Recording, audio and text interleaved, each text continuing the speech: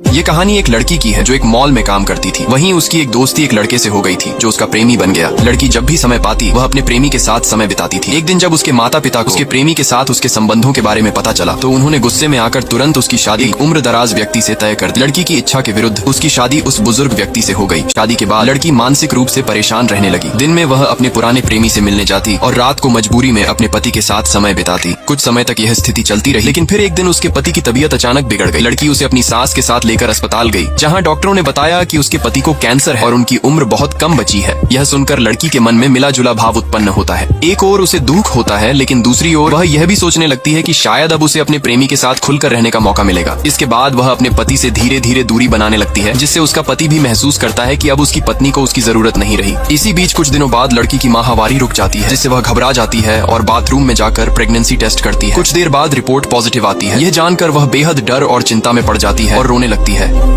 ये कहानी एक ऐसे घर की है जहाँ जो भी नई बहू बनकर आती थी वह कुछ ही दिनों में आत्महत्या कर लेती। इस घर में 3 बेटे, एक ड्राइवर, एक नौकरानी और तीनों बेटों के माता पिता रहते थे। आज ही घर के सबसे छोटे बेटे दुष्यंत की शादी सीधी सादी लड़की जांची से होती है। जांची अपने पति दुष्यंत के साथ बहुत खुश होकर ससुराल में पहला कदम रखती है, लेकिन जैसे ही जांची घर में प्रवेश करती है अचानक उसके ससुर का देहांत हो जाता है। इस घटना के बाद घर के लोग जांची को ही अशुभ मानने लगते हैं और उसी दिन से उसे ताने देने लगते हैं। यह सुनकर जांची फूट फूट कर रोने लगती है। रात होते ही जांची की सास उसे दुष्यंत के साथ सोने नहीं देती और कहती है, तू अशुभ लड़की है, कुछ दिन तक दुष्यंत से दूर रह और बाहर जाकर सो। इसके बाद जांची रोज घर के बाहर अकेले सोने लगती है। इसी दौरान जांची की नौकरानी मालती से अच्छी दोस्ती हो जाती है। एक दिन जांची मालती से पूछती है, इस घर की बड़ी बहू की मौत कैसे हुई थी। मालती फिर जांची को सारी सच्चाई बताने लगती है। वह बताती है कि बड़े भाई राजीव की पत्नी सावी एक मानसिक रूप से अस्थिर लड़की थी। शादी के पहले ही दिन जब सब लोग खाना खाने बैठे थे तब सावी ने कहा कि पहले भगवान को दीपक दिखाकर भोजन करना चाहिए, लेकिन किसी ने उसकी बात नहीं मानी। इससे नाराज होकर सावी अकेले जाकर दीपक जलाकर पूजा करती है और फिर भोजन करती है। अगले ही दिन सावी अपने पति राजीव को एक दूसरी लड़की के साथ देख लेती है। उसे लगता है कि वह लड़की और राजीव के बीच कुछ चल रहा है। यह सोचकर सावी उस लड़की को बहुत बुरा भला कहती है। इस तनाव के बीच सावी का पीरियड आना बंद हो जाता है। डॉक्टर को बुलाया जाता है। सावी को लगता है कि वह गर्भवती है और मां बनने वाली है। इस वजह से वह बहुत खुश हो जाती है, लेकिन डॉक्टर उसकी सास को बताते हैं कि जैसी आप सोच रही हैं वैसा कुछ नहीं है। सावी सिर्फ एक बीमारी की वजह से पीरियड्स मिस कर रही है, वह गर्भवती नहीं। नेक्स्ट पार्ट के लिए लाइक और कमेंट करें।